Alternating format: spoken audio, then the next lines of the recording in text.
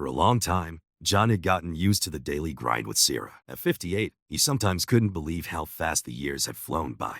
Their cozy little house in the suburbs showed off decades of their life together, built on routine, trust, and the occasional small fight that they'd sort out over a cup of cooled-off coffee. They decided early on not to have kids, choosing instead to pour their energy into work, trips, and later, just each other. Their days were pretty low-key, but nice, like a familiar routine that wasn't thrilling anymore but still had meaning. John had spent his whole career as a carpenter. His hands were rough and worn, like a record of all the hard work he'd put in, while Sarah had been a school librarian for years. Now, she kept busy with gardening, books, and weekly yoga sessions, stuff John was cool with, though he sometimes wished she'd ask him to tag along. Money-wise, they were doing all right, not rolling in cash but comfortable enough to not stress. Their life was calm and content, with little looks between them that showed they knew each other inside out. The first in something was off was small. A couple extra minutes chatting with Mike, their neighbor, by the fence. Mike was new to the block, a widower in his early 60s, still in good shape, handy with tools, and had a charm that pulled people in. John didn't mind him. They'd kick back with beers and swap stories at backyard cookouts. But something about how Sarah hung around Mike started to bug John a bit. At first, he shrugged it off. Sarah was just friendly, always ready to be kind to anyone. But over the weeks, he noticed a pattern. Mike's name kept popping up in their talks. She'd mention his garden, his woodworking stuff, or his late wife. It seemed harmless, or so John tried to convince himself. Still, there was a spark in her voice when she talked about Mike that hadn't been there for their own chats in ages. John's gut started twisting one Saturday when he got back early from the hardware store. Seeing Sarah and Mike sitting close on the patio hit him like a punch to the chest. They were laughing, her hand brushing his arm as she talked. It was quick, maybe nothing, but to John, it felt like a violation, a dent in the life they'd built. He didn't say a word that day. Instead, he holed up in his workshop, sanding a piece of oak harder than needed to. The steady scrape of the sandpaper was like a chant, trying to block out the doubts swirling in his head. He told himself he was just paranoid, letting his worries run wild. But that seed of doubt was there, and it was growing. When the betrayal hit, it was both a shock and not a surprise. John pieced it together bit by bit. A scarf left in Mike's kitchen, a whiff of cologne on Sarah's sweater, and finally, the cold truth staring him in the face. Sarah had left her phone on the counter, unlocked, with a text thread open. John didn't mean to snoop, but the words jumped out, a betrayal written in black and white. The days after were a blur. John swung between anger, sadness, and a numb feeling like he was sinking. He always saw himself as tough, someone who could handle life's rough patches. But this was a storm he wasn't ready for. He wandered the house like a shadow, the silence with Sarah heavier than any fight they'd had. She knew he knew. The tension was thick, but neither said a word, the unspoken truth rotting between them. John's mind started spinning with thoughts of getting even. He'd spent his life building homes, furniture, a marriage. Now, all he wanted was to tear it all down, to rip apart the lie that was their life. The betrayal broke something deep in him, and he knew he couldn't just move on without dealing with it. Revenge became his focus, a dark voice nagging him as he figured out what to do next. The days after finding out were a mess of anger, grief, and a hollow pain that settled deep in my chest. I couldn't stop picturing her face, hearing her laugh, thinking of her with Sarah. The woman I trusted for over 30 years had stabbed me in the back, and not with some random guy that might have been easier to swallow. No, it was Mike, the neighbor, the guy I'd shared beers with at summer barbecues. It felt personal. I wasn't ready to face her yet. I needed to know the whole story, how deep this went. My brain was racing, replaying every moment, every interaction that now seemed full of lies. The way she smiled at him, how she hung around when they talked, the errands that took just a little too long. Looking back, it was so obvious, and I hated myself for missing it. That Tuesday morning, I decided to get answers. Sarah said she was off to see a friend. I told her I had a job out of town, so she wouldn't expect me home. After she left, I waited a few minutes, parked my truck a block away, and walked back to the neighborhood. My heart was pounding, every step feeling heavier. I didn't want to see what I was about to, but I knew I had to. I slipped up to Mike's house quietly, staying near the window that looked into his kitchen. When I peeked in, my gut sank. There they were, sitting close at the table. His hand grazed hers as she chuckled, her head tilted just like it used to be with me. It wasn't super obvious, but it didn't have to be. I knew.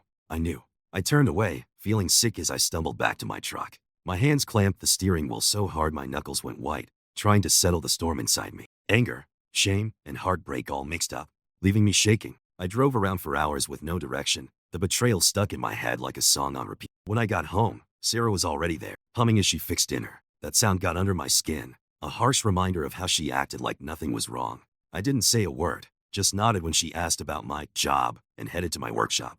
That place was always my escape, and I needed it now more than ever. The next few days were a haze.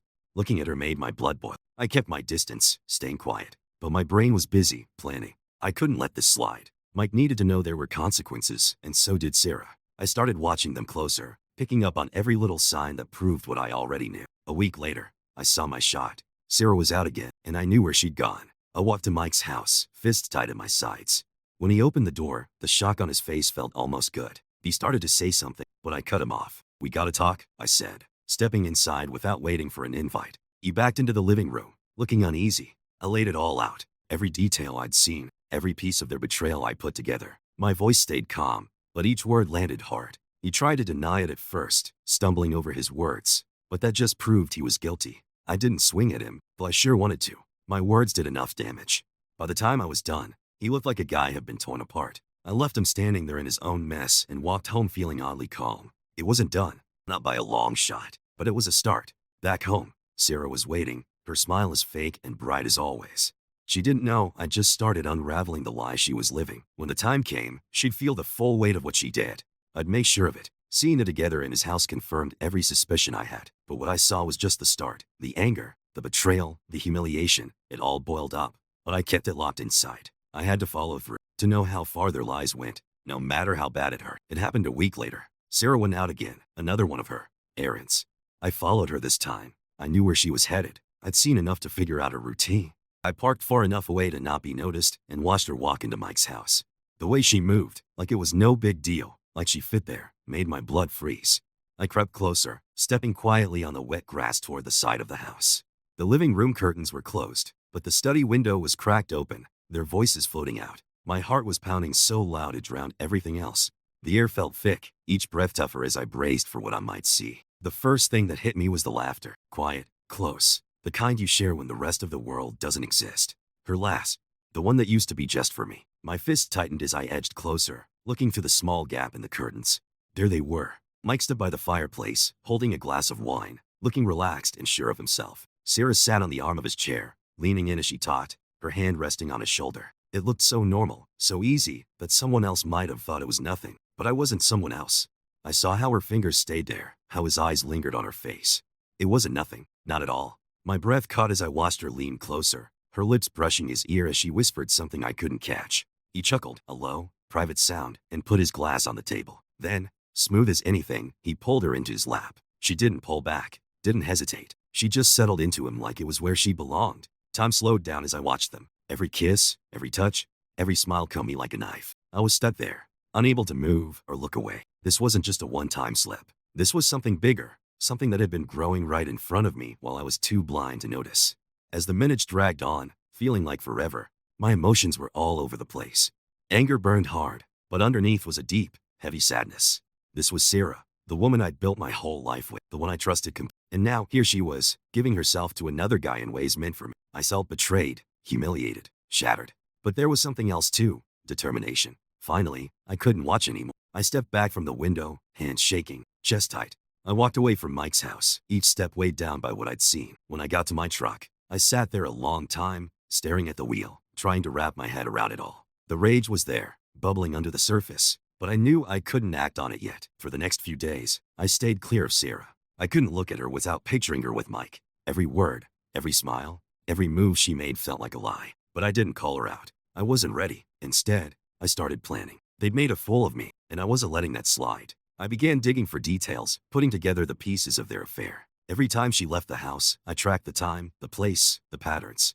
I didn't need more proof. I had plenty, but I wanted control. They'd taken that from me, and I was taking it back. One night, I followed her again.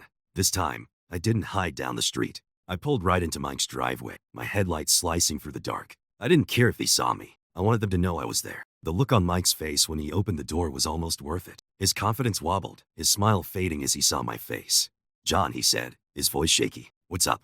I didn't answer. I pushed past him into the house, my eyes scanning until I spotted Sarah. She stood in the kitchen doorway, pale, eyes wide with shock. For a moment, we all just stood there, the weight of it all hanging heavy. Then, without a word, I turned and walked out. I didn't need to say anything. The damage was done. Driving home, the anger started to cool, turning into something sharper, colder. I wasn't going to let this break me. They thought they'd gotten away with it, but they were wrong. I wasn't the type to act on impulse, but I also wasn't the type to let a betrayal like this go. They'd regret it. I was sure of that. I sat in my workshop's dim light, hands shaking as I wiped the rag over some unfinished wood. The steady motion of polishing calmed my head a bit, but my thoughts kept spinning. My life, the one I'd spent years building, was falling apart right in front of me. The betrayal cut deep, too deep to ignore, too big to just forgive. I thought about Mike, my neighbor, my buddy. Or was he just a guy who saw his chance and took what wasn't his? I trusted him, shared beers and stories over countless barbecues, and now that trust was smashed to pieces. The betrayal came from both sides. Sarah, the woman I loved, and Mike, the guy who acted like my friend. I couldn't decide which hurt worse.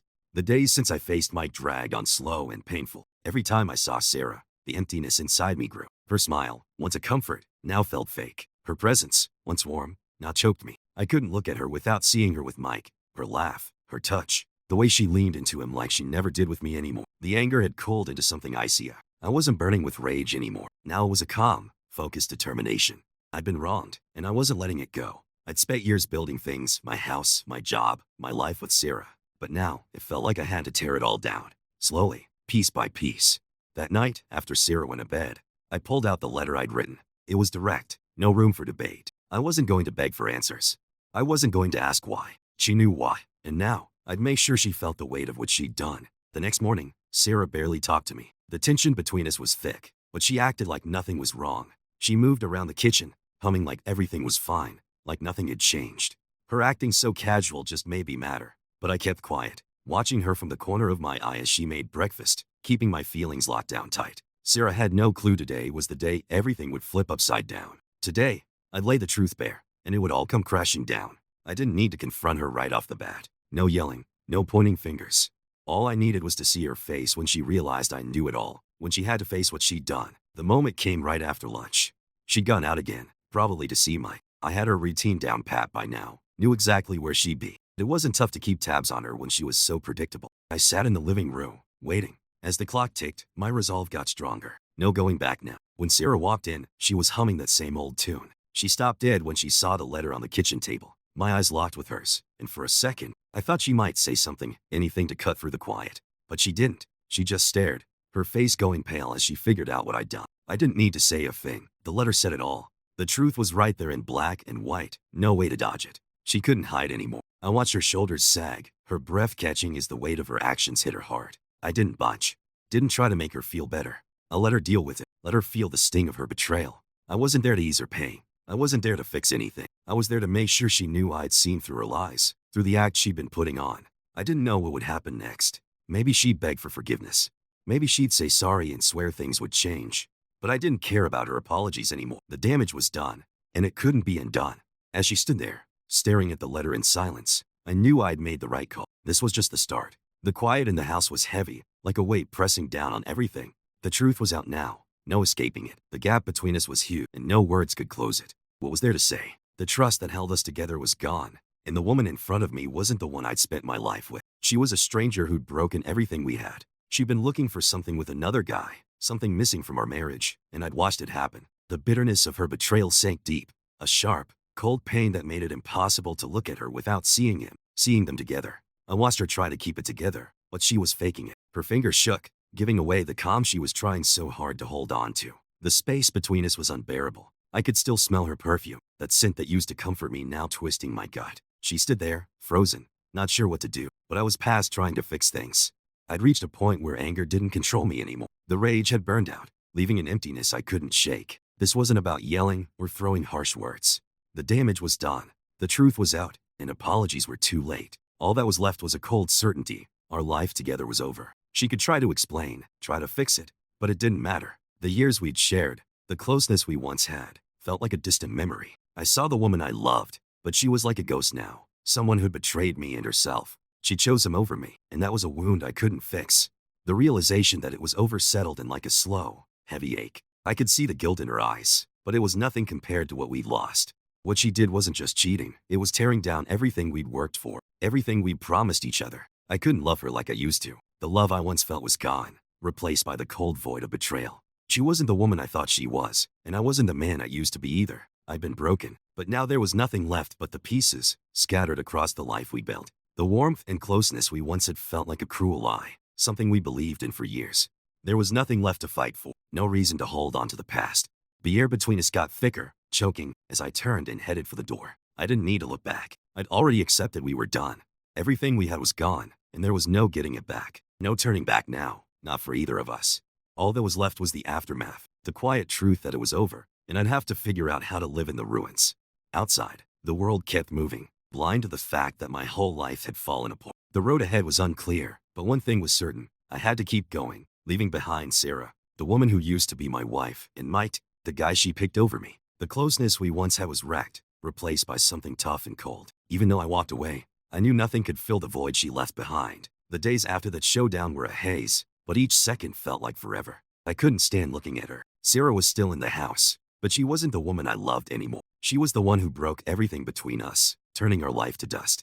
The house hadn't changed, but it felt like a stranger's place now. Everything in it seemed to taunt me, the photos on the walls, the furniture we picked out together, the scraps of a life that was gone. I could hardly breathe around her. She tried to talk, to say sorry, but I shut her down. Words didn't mean anything anymore. I couldn't handle hearing her voice, not when everything she said felt like a lie. I needed her to get it, to feel the weight of what she'd done. I needed her to see what she threw away. She was still there, floating around like a ghost, acting like everything was okay. But I could see the guilt in her eyes.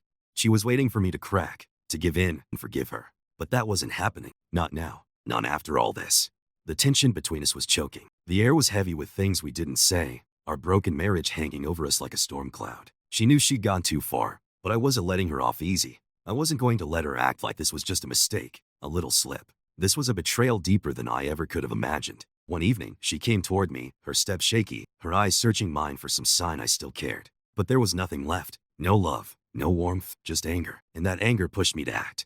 I grabbed her arm, harder than I meant to, but I needed her to understand. She froze, her eyes wide with shock and fear, but I didn't care. She'd done something way worse than anything physical. I wanted her to feel the same helplessness I felt when I found out, the same gut punch that everything we had was gone. I wanted to pull her out of the world we used to share, to show her it was over. I pulled her into the living room, my grip tight, my hands shaking with the rage burning inside me. She tried to talk, to apologize, but I cut her off. I didn't want her weak excuses or fake regret. I wanted her to know what it was like to lose everything. I pushed her onto the couch, the sudden move catching her off guard. She looked up at me, eyes wide and scared. For the first time in days, I saw how vulnerable she was. It didn't matter. She lost her place in my life, and I was going to make sure she knew it. Her hand shook as she tried to sit up, but I wasn't finished. I stepped closer, looming over her, and made her face the truth. I wasn't letting her walk away clean. Not after what she did. She'd ripped apart our trust, and now she had to feel the full weight of it. Her breathing was quick, her body tense as she flinched, but I kept going.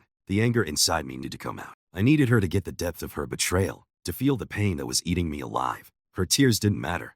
Her apologies didn't matter. She did this, and she'd have to live with it. I stepped back, my chest heaving, hands clenched tight. I was shaking, not from anger, but from something colder, something final. She'd chosen him, and now I was choosing to let her go. Without a word, I turned and walked out of the room, leaving her there. I could hear her crying behind me, but I didn't look back. I didn't need to. The life we'd had was gone, and all that was left was the hard truth of what she'd done. That was enough. And so, the chapter of our life together ended. The pain of her betrayal lingered, a wound that wouldn't heal, but I knew I had to keep moving. There was no going back, no fixing what was broken. I'd carry the scars, but I'd find a way to live on, leaving behind the ruins of a life that no longer existed.